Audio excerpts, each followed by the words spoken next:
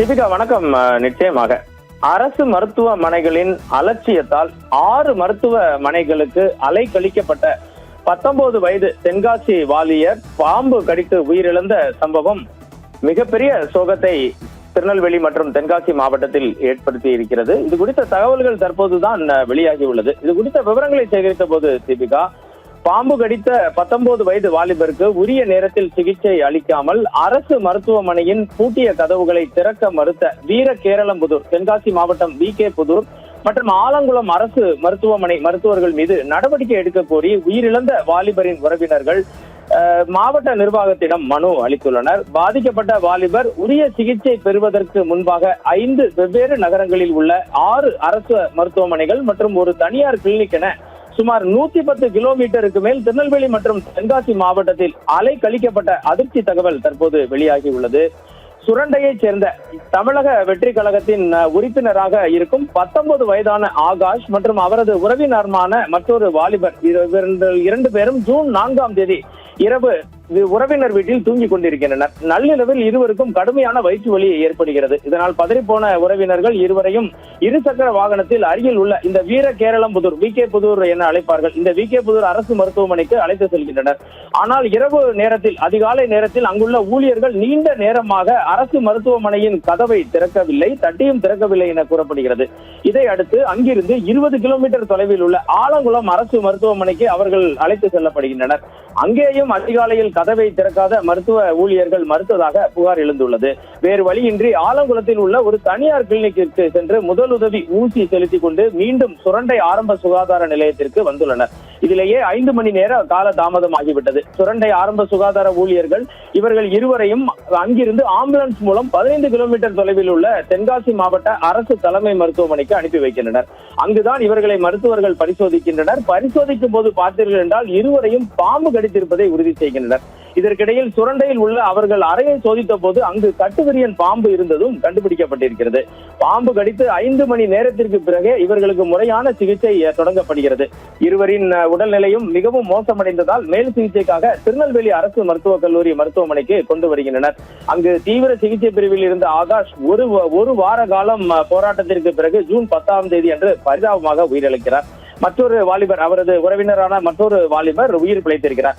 இது குறித்து சுகாதாரத்துறை உயர் அதிகாரிகள், திருநெல்வேலியில் இருக்கும் மாவட்டத்தின் உயர் அதிகாரிகள், தென்காசியில் இருக்கும் மாவட்ட உயர் அதிகாரிகள் கூறுகையில், VK புதூர் மற்றும் ஆலங்குளம் அரசு மருத்துவமனை மருத்துவர்களிடம் இது குறித்து விசாரணை நடத்தப்பட்டு விளக்க கடிதம் கேட்கப்பட்டுள்ளதாகவும், VKபுரம் மருத்துவமனையில், VK புதூர் மருத்துவமனையில் மருத்துவர் அறை பகுதியில் இருந்து அவசர பகுதிக்கு வருவதற்குள் இந்த பாம்பு கடித்தவர்கள் கிளம்பி விட்டதாக ஊழியர்கள் கூறுவதாகவும் சொல்கின்றனர். ஆலங்குளத்தில் அவர்கள் புதிய கட்டிடத்திற்கு செல்லாமல் பழைய கட்டிடத்திற்கு சென்றுள்ளதே காலதாமதம் ஏற்பட்டதற்கு காரணம் என மருத்துவத்துறையிலிருந்து தெரிவிக்கும் கருத்துக்கள் தெரிவிக்கப்படுகிறது. சத்தியம் தொலைக்காட்சி சார்பில் CCTV பதிவுகளை ஆராய்ந்த போது VK புதூர் மருத்துவமனையில் CCTV காட்சிகள் இல்லை, ஆலங்குளம் மருத்துவமனை CCTV காட்சிகளை பாதுகாக்க உத்தரவிடப்பட்டுள்ளது என்றார்.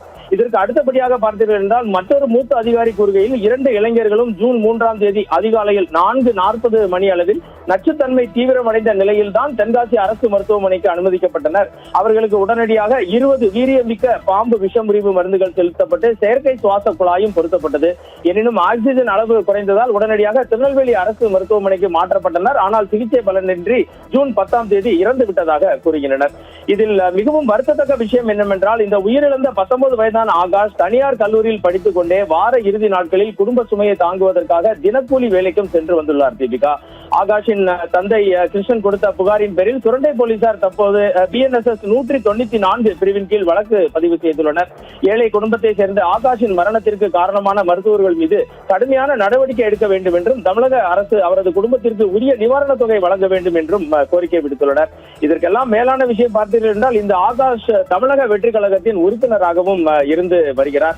தமிழக வெற்றி கழகத்தின் ஆட்சியில் அரசு மருத்துவமனையில் இவ்வாறு நேர்ந்தது அவர்களது உறவினர்கள் மத்தியில் மிகப்பெரிய சோகத்தையும் பரிதாபத்தினையும் ஏற்படுத்தி இருக்கிறது. நைட்டு 2:45 ஏதோ ஒரு அந்த பையன் வயிற்று வலி அப்படின்னு சொல்லி 2 பையங்களுமே சேமா வயிற்று வலின்னு அழுதுருக்காங்க. உடனே இவர் என்ன பண்ணியிருக்காரு அப்படின்னா, VK புதூர் GH அரசு மருத்துவமனைக்கு போயிருக்காரு. அரசு மருத்துவமனைக்கு போனோன்னா அங்கே போய் தட்டியிருக்காரு. அந்த மருத்துவமனையில் யாருமே எந்திக்கலை. எல்லாமே அங்கே வண்டியெல்லாம் நின்றுருக்கு, யாருமே எந்திக்கலை. எந்திக்கலன்னா உடனே அந்த அன்னைக்கு ஆலங்குளம் மருத்துவமனைக்கு, அரசு மருத்துவமனைக்கு போயிருக்காரு. அங்கே 108 வேனு அப்புறம் ஆம்புலன்ஸ் எல்லாமே நின்றுருக்கு. அங்கேயும் தட்டுன்னு பிள்ளைய வந்து வச்சுக்கிட்டு தட்டியிருக்காரு. யாருமே எந்த ஒரு ஊழியர்களோ இல்லை மருத்துவரோ எந்திக்கல. உடனே என்ன செய்யுதுன்னே தெரியாமல் பக்கத்தில் ஒரு தனியார் ஹாஸ்பிட்டலில் மணிங்கிற ஹாஸ்பிட்டலில் வந்து ஒரு இன்ஜெக்ஷனை போட்டுட்டு நேரே சுரண்டைக்கு வந்திருக்காரு. சுரண்டை ஜிஹெச்சுக்கு வந்தோடனே சுரண்டைக்கு வந்து பார்த்தோன்னே இது வந்து ரொம்ப இதாக இருக்குது, நீங்கள் உடனே தென்காசி ஜிஹெச்சுக்கு கொண்டு போங்க அப்படின்னாங்க.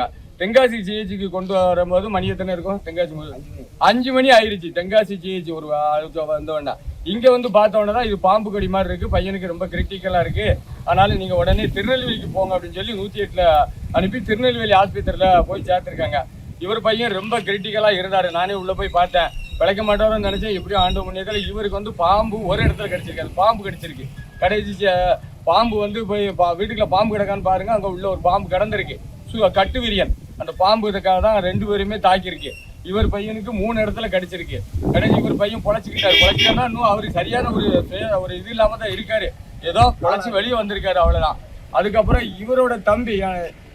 என் தம்பியோட பையன் வந்து முந்தா நாள் இறந்துட்டாரு. ஆகாசுங்கவரு எங்க அரசு மருத்துவமனையில இறந்துட்டாரு. இதுல நான் என்ன கேட்கிறேன் அப்படின்னா, பையன் பாம்பு கடிச்சத உடனே வீக்கப்புது, ரொம்ப தூரம் இல்லை, 3 கிலோமீட்டர் தான். 3 கிலோமீட்டர்ல பையனை பைக்கில் 2 பைக்கில் வச்சுக்கிட்டு பைக்கில் கொண்டு போயிருக்காரு.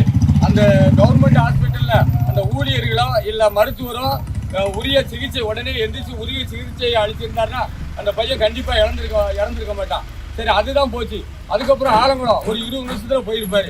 அந்த 20 நிமிஷத்துல கூட ஆலங்குளம் ஆஸ்பத்திரியில் டாக்டரோ இல்லை ஊழியர்களோ எந்திரிச்சு அந்த பையனுக்கு ஒரு ஃபர்ஸ்ட் எய்ட் ஒரு ஊசியை போட்டு உடனே ஒரு 108 திருநெல்வேலிக்கு தென்காசிக்கு அனுப்பியிருந்தா அந்த பையன் உயிர் பிழைச்சிருப்பான்.